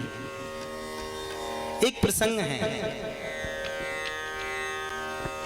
प्रसंग है कि जब हम पीछे जाकर भगवान को प्रणाम करते हैं तो हमारे पुण्य क्षीण होते हैं। जब जरासंध ने कन्हैया से युद्ध किया तो 17 बार कन्हैया ने जरासंध को हरा दिया। 18वीं बार जरासंध ब्राह्मणों को पूजा पर बिठाकर और कन्हैया से युद्ध करने गया। तो ब्राह्मणों की रक्षा के लिए कन्हैया ने युद्ध नहीं किया। और उसी समय क्या हुआ, एक काल यवन नामक असुर था, बहुत शक्तिशाली था। वो प्रभु से युद्ध करने आया तो कन्हैया भागने लगे। वो काल यवन कन्हैया का पीछा करने लगा। तो बलराम जी ने कन्हैया से पूछा कि आप एक बात बताइए, ये काल यवन आपका पीछा कर रहा है, आप भाग क्यों रहे हैं? तो कन्हैया ने कहा बलराम जी से कि काल यवन में बहुत ज्यादा शक्ति है, मैं भी उसका मुकाबला नहीं कर सकता, तो भागने से क्या होगा? तो कन्हैया बोले कि भागते भागते ये मेरी पीठ का दर्शन कर रहा है, लगातार पीठ का दर्शन करता रहेगा तो इसके पुण्य नष्ट हो जाएंगे और इसके पुण्य क्षीण होने पर मैं इसको भस्म कराऊंगा। तो भगवान की पीठ का हम दर्शन करते हैं तो पुण्य क्षीण होते हैं। और लगातार काल यवन ने प्रभु की पीठ का दर्शन किया, उसके पुण्य जब क्षीण हो गए तब मुचकुंद के द्वारा इसको प्रभु ने भस्म कराया। तो हम कभी कभी क्या होता है, बिना कोई शास्त्रीय प्रमाण के, बिना किसी महात्मा के आदेश के, अपने गुरुदेव के बिना आदेश के देखकर कुछ भी करने लग जाते हैं। कैसे? एक घटना आपको सुनाऊंगा। एक शहर की घटना है। एक गली में से एक बच्चे ने आवाज लगाई और दौड़ लगाई, चल गई चल गई चल गई चल गई चल गई। तो कुछ लोगों ने विचार किया कि क्या चल गई, हो सकता है इधर गोली चल गई हो। तो उस बच्चे के साथ में 2-4 लोग भागने लगे। अब उनको भागते देखा तो अन्य लोगों ने देखा, वो भी कहने लगे चल गई चल गई चल गई। तो उन्होंने सोचा कि शायद गोली चल गई होगी, वो भी भागने लगे। अब 10-20 लोगों को भागते हुए देखा, चल गई कहते हुए। तो एक समझदार व्यक्ति ने पूछा कि पहले ये बताओ चल क्या गई? तो जो उनसे पहले भाग रहे थे ना, उनसे उन्होंने पूछा भैया क्या चल गई? बोले ये कह रहे थे। उनसे पूछा क्या चल गई? वो बोले ये कह रहे थे। उनसे पूछा क्या चल गई? तो वो बोले ये बच्चा भाग रहा था, चल गई कहते हुए। उस बच्चे से जब पूछा गया कि भैया क्या चल गई, तो उसने बताया कि बहुत दिनों से मेरे पास एक अठन्नी पड़ी थी, कोई दुकानदार उसको चलाता नहीं था, आज चला ली दुकानदार ने। तो वो अठन्नी ऐसी चली कि उसने कितनों को चला दिया। तो कभी कभी ऐसा हो जाता है कि हम दूसरे का देखकर कुछ भी करने लग जाते हैं। पहले उसका प्रमाण लेना चाहिए सद्गुरुओं से, शास्त्रों से, वेदों से, पुराणों से, ग्रंथों से। भोले बाबा ने कहा कि इसने ब्रह्म विद्या को चुरा लिया और त्रिशूल लेकर उस तोते के पीछे दौड़े। वो तोता भागता हुआ पहुंचा बद्रीनाथ धाम में, जहां पर व्यासी की धर्मपत्नी खड़ी थी। उन्हें जैसे ही उवासी आई कि बस वो सुख पक्षी उनके गर्भ में प्रवेश कर गया और 12 वर्षों के लिए समाधि लगा ली। व्यास जी ने आवाज लगाकर बुलाया, बेटा बाहर पधारो। और जैसे ही प्राकट्य हुआ बस तुरंत वन की ओर चल पड़े। ऐसे सुखदेव जी महाराज को सूत जी महाराज प्रणाम करते हैं। बोल सुखदेव जी महाराज की जय। यम प्रजंत पन मनु पे तुम पेत प्रत्यम द्वैपायनो विरह का तरया जोहावा पुत्रे तन्मयतया तर्वो भिने गुस्तम सर्वभूत हृदयम मुनिमान तोस्मि। यम प्रवजंत मनपेत मपेत कृत्यम द्वैपायनो विरह कातर आजुहावा। पिताश्री ने पुत्र पुत्र कहकर आवाज लगाई तो इनकी ओर से वृक्षों ने जवाब दिया कि ये संसार के संबंध नहीं निभा सकते। इशारे में बता दिया कि न जाने हम अभी तक कितने पिताओं के पुत्र बने और कितने पुत्रों के हम पिता बन गए। हमें इस संसार की आवश्यकता नहीं, हमें तो प्रभु प्राप्ति करना है। और वन की ओर चले गए। ऐसे सुखदेव जी महाराज को प्रणाम किया। और अब सुखदेव जी महाराज को प्रणाम करके कहा कि ऋषियों में आपके उन प्रश्नों का उत्तर देना चाहता हूं जिनमें पहला प्रश्न है, मनुष्य के लिए कल्याण मार्ग का परम धर्म कौन सा है। इसके उत्तर में कहा कि मनुष्य के लिए कल्याण मार्ग का परम धर्म है विराजिए परमात्मा के चरणों में निष्काम प्रेम होना। हम लोग मंदिर जाते हैं ना, तो मंदिर जाकर यदि हम भगवान से कुछ मांगते नहीं तो हमारी भक्ति को कोई विचलित नहीं कर सकता। लेकिन ज्यादातर लोग मंदिर जाते हैं ना, तो मंदिर जाकर 10-20 रुपए का प्रसाद ले जाते हैं, एक नारियल ले जाते हैं 15 रुपए का, 30-40 रुपए का मटेरियल लेकर जाते हैं और वो प्रसाद चढ़ाने से पहले ही भगवान को लिस्ट थमा देते हैं 35 लाख। और कई लोग तो जब मंदिर जाते हैं ना, तो भगवान से मांग भी इस प्रकार करते हैं कि भगवान को भी हंसी आती है।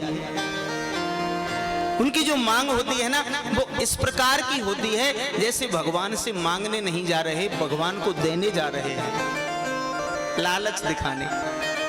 कुछ लोग जाते हैं, कहते हैं द्वार पर खड़े होकर, हे प्रभु बस मेरे बेटे की नौकरी लग जाए, तेरे दरबार में मैं तेरे लिए सोने का मुकुट लेकर आऊंगा, चांदी का मुकुट लेकर आऊंगा, तुझे पोशाक चढ़ाऊंगा।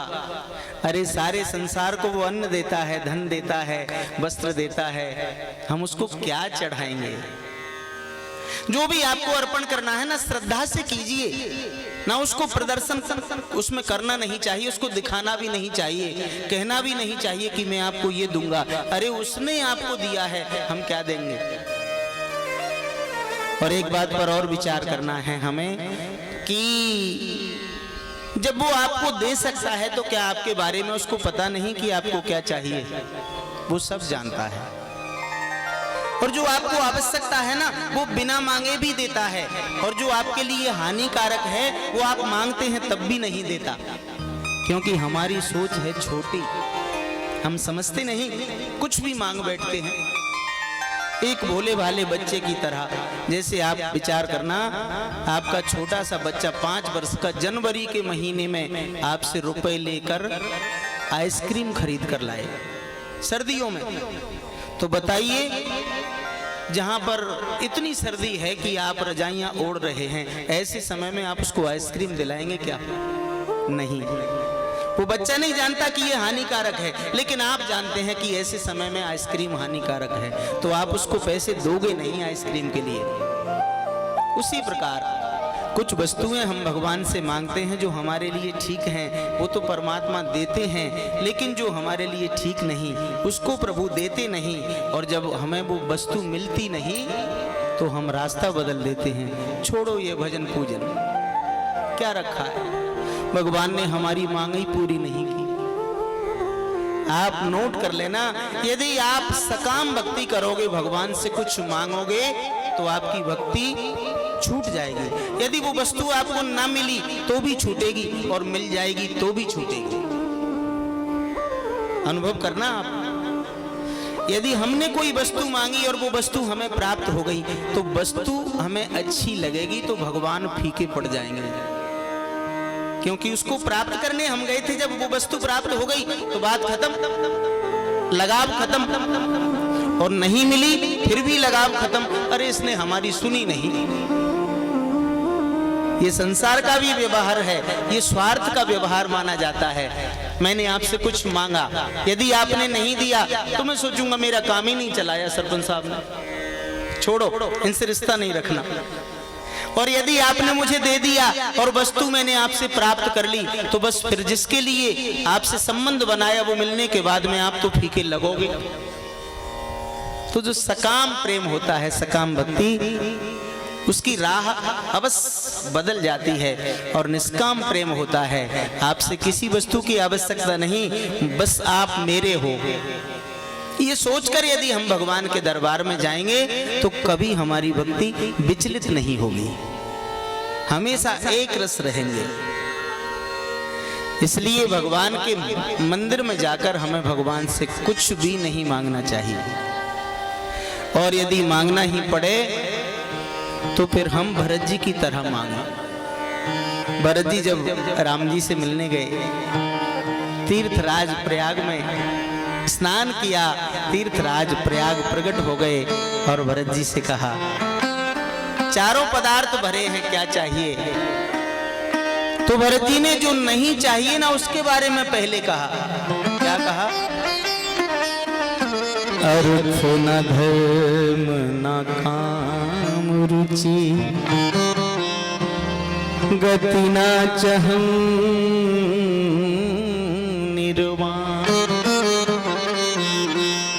जन्म जन्म रति राम पद, यह वरदान नया।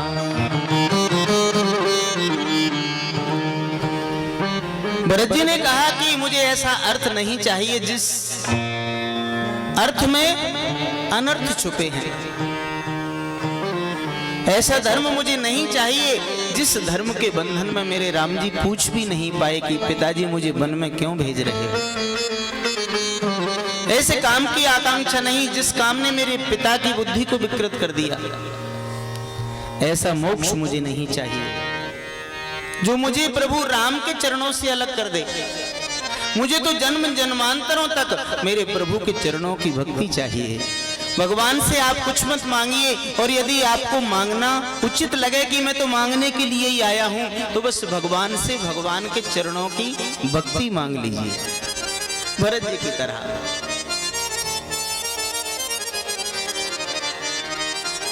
नहीं मांगते तुमसे कोई खजाना, अपने चरण में, अपने चरण में दे दो ठिकाना।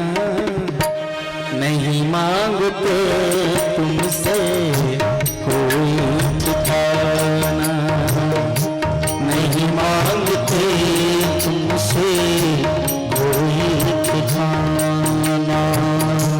अपने चरण में, अपने चरण ठिकाना। नहीं मांगते तुमसे कोई खजाना, नहीं मांगते तुमसे कोई खजाना। जय हो।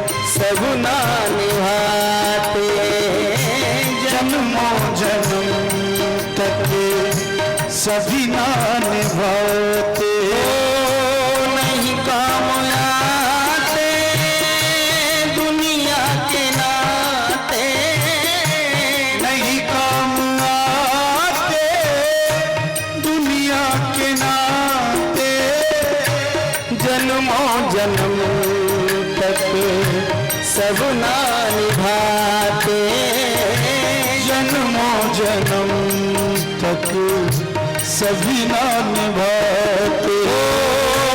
ठुकराए दुनिया पर तुम ना भुलाना, नहीं मांगते तुमसे कोई खजाना, नहीं मांगते तुमसे कोई खजाना। अपने चरण जरा दो ठिकाना, नहीं मांगते तुमसे कोई खजाना। हरि बोल।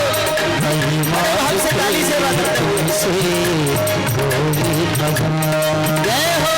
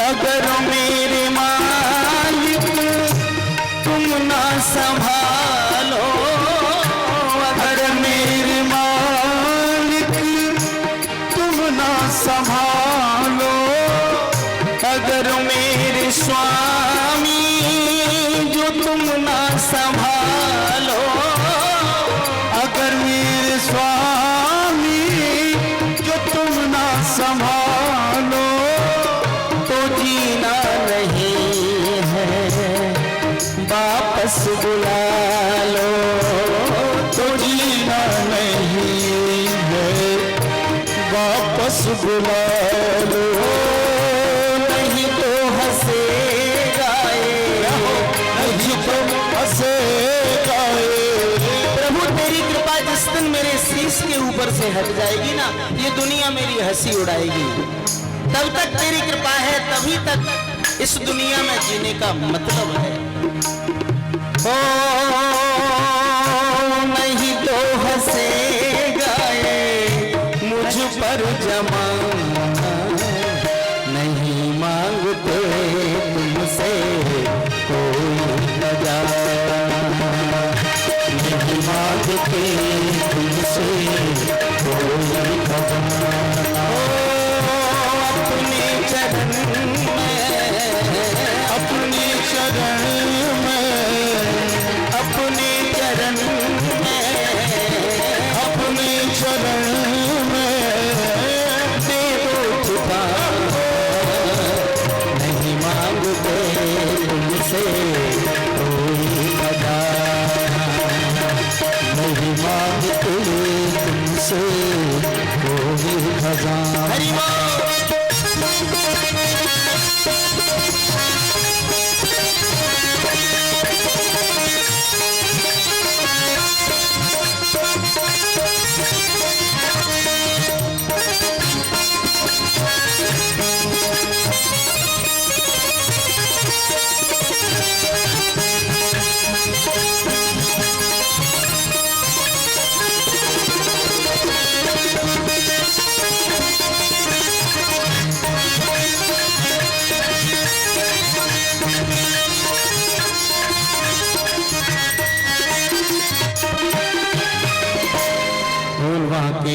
बिहारी लाल की जय।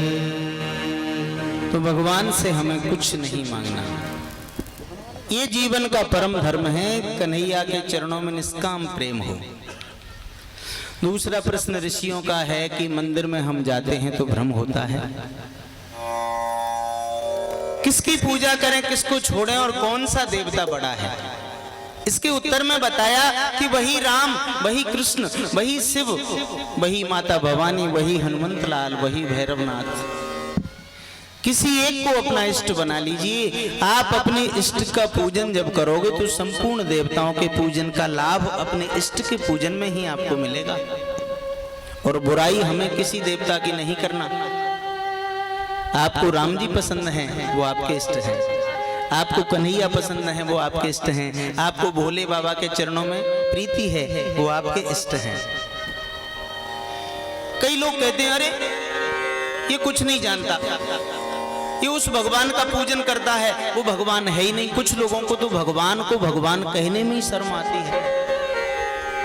और कई लोग तो अपने आप को इतना बड़ा बुद्धिमान मानते हैं कि वो तो भगवान के बारे में ही ऐसी बातें करने लग जाते हैं कि भगवान तो कुछ जानते ही नहीं है।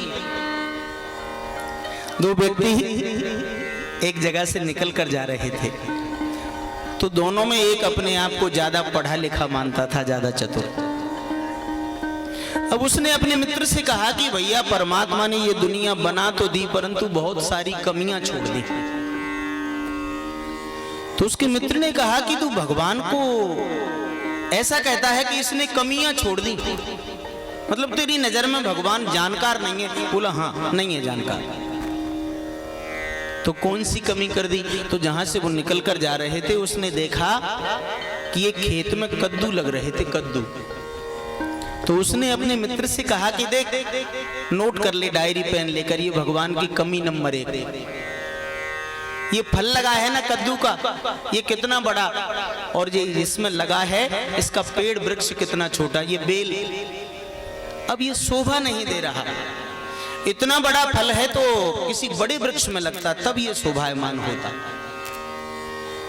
उसके मित्र ने डायरी और पेन उठाया और लिख लिया भगवान की कमी नंबर 1, बेल छोटी फल बड़ा। थोड़ा और आगे निकले तो आम का बगीचा दिखाई दिया। आम के बगीचे में पहुंचे तो उसने फिर दृष्टि डाली कि आम का वृक्ष तो इतना बड़ा और उसमें फल जो लगे हैं ना आम के छोटे छोटे कच्चे फल लगे थे, वो पक नहीं पाए थे। उस समय की ये घटना है। तो कहा कि इतना बड़ा वृक्ष और छोटे छोटे फल, लिख भगवान की कमी नंबर 2। यहां भी गड़बड़ी कर दी। उसके मित्र ने लिख लिया भगवान की कमी नंबर 2, पेड़ बड़ा और फल छोटे। अब उसने कहा कि थोड़ा विश्राम कर लें, इसकी छाएं बढ़िया है। उस घनी छांव में उन्होंने विश्राम किया, वो व्यक्ति लेट गया। अब भगवान की लीला, एक तोता आया और आम का फल उसने अपनी चोंच में लेकर उसके ऊपर गिराया, तो वो ऐसे सो रहा था, उसकी आंख पर वो आम का फल कड़क कैरी, जैसे ही उसकी आंख पर वो कच्चा फल आम का गिरा ना, तो वो आंख से रक्त निकलने लगा। चिल्लाने लगा, अरे भैया मर गया मर गया मर गया। तो उसके मित्र ने कहा कि क्या हो गया, कोई भगवान की कमी नंबर 3 नजर आई क्या? तो उसने कहा कि कमी तीसरी नजर नहीं आई, बल्कि पेन उठा और ये दोनों कमियां काट दे। जो 2 गलती मैंने तुझे लिखाई भगवान की, वो दोनों काट दे। उसने पूछा क्यों काट दूं? तो उसने कहा कि भैया इतना बड़ा वृक्ष और इतना छोटा फल उसने इसलिए लगाया कि इस तोते ने ये फल मेरे ऊपर गिराया, ये इतना छोटा है तो भी तो मेरी आंख चली गई होती, देख रक्त निकल रहा है, मैं घबरा गया मर गया होता। यदि वो कद्दू इस वृक्ष में लगा होता और वो मेरे ऊपर गिर जाता तो मैं यहीं मर जाता। इसलिए भगवान जो करते हैं ना, वो सोच समझ कर करते हैं, उनका निर्णय सर्वोत्तम होता है।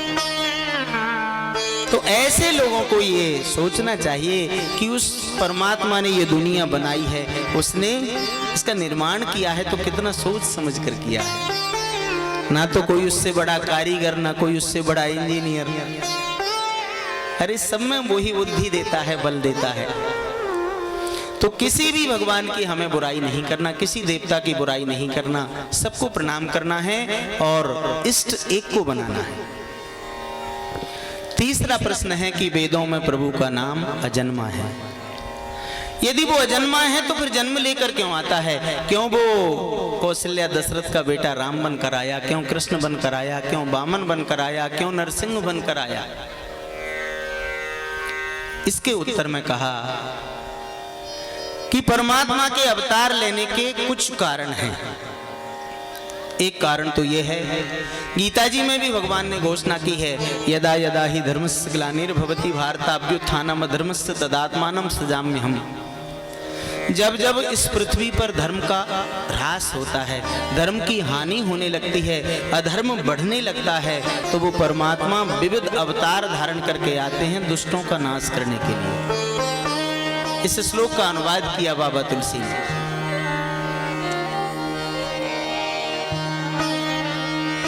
जब जब होए धर्म की हानि, जब जब होए धर्म की हानि, जब जब होए धर्म की हानि, जब जब होए धर्म की हानि, बाढ़ी असुर अधम अभिमानी, बाढ़ी असुर अधम अभिमानी, तब तब धर प्रभु विविध शरीरा, तब तब धरि प्रभु विविध शरीरा, तब तब धर प्रभु विविध शरीरा, तब तब धरि प्रभु विविध शरीरा, हरहि कृपा निधि सज्जन पीरा, हरहि कृपा निधि सज्जन पीरा, तब तब धर प्रभु विविध शरीरा, तब तब धरि प्रभु विविध शरीरा, हरहि कृपा निधि सज्जन पीरा, हरहि कृपा निधि सज्जन पीरा। पहली बात तो यह है कि अधर्म जब बढ़ने लगता है तब परमात्मा आते हैं, दुष्ट जब बढ़ने लगते हैं तब उनका संहार करने के लिए आते हैं। लेकिन इसमें थोड़ा सा संदेह होता है कि सारी सृष्टि को परमात्मा ने बनाया, इन असुरों को भी उसने बनाया, तो क्या इन्हें मारने के लिए उसको स्वयं आना पड़ेगा क्या? अरे संकल्प से सारी सृष्टि को बना देता है, संकल्प से वो मिटा भी देगा, तो फिर आते क्यों हैं? इसका कारण दूसरा है। जब उनके भक्त दीन भाव में आ जाते हैं, भक्त ये कहते हैं कि उस निराकार ब्रह्म का चिंतन तो बहुत हो गया, अब तो हमें साकार हमारे सामने दृष्टिगोचर चाहिए, हमारी आंखों के सामने वो आ जाए तब हमें तृप्ति होगी। तो अपने भक्तों की प्रसन्नता के लिए परमात्मा विविध अवतार धारण करके इस धराधाम पर आते हैं। है तो वो निराकार, लेकिन देखिए एक उदाहरण, जल का कोई आकार नहीं, जल निराकार है। आपने उस जल को एक गिलास या कटोरी में ले लिया और फ्रिज में रख दिया, तापमान 0 डिग्री से नीचे पहुंचा फ्रिज में, तो ज्यादा ठंडक जब मिली ना, ज्यादा शीतलता मिली, तो वो पानी बर्फ बन गया, उसका आकार स्पष्ट नजर आने लगा, आप उसको पकड़ भी सकते हो। इसी प्रकार वो निराकार ब्रह्म, भक्त जब दीनता से भर जाते हैं, भक्ति की शीतलता से भर जाते हैं, तो वो निराकार ब्रह्म भक्तों के आगे प्रकट हो जाता है, दृष्टिगोचर होने लगता है। और वो दूर कब चला जाता है? दूसरा उदाहरण, उसी पानी को आपने एक भगोनी में लिया और चूल्हे पर चढ़ा दिया, उस अग्नि का तापमान बहुत ज्यादा हुआ ना, तो वही पानी न जाने कब भाप बनकर उड़ गया, आपकी आंखों से आगे से चला गया। तो जब हमें अभिमान हो जाता है कि मैं धनवान, मैं बलवान, मैं पहलवान, तो बस अभिमान होने पर हमें जब गर्मी होती है ना अभिमान की, तो वो परमात्मा इतनी दूर चला जाता है कि फिर उसको देख पाना भी मुश्किल है। तो भक्तों की दीनता के कारण परमात्मा इस धराधाम पर आते हैं। वो कहते हैं,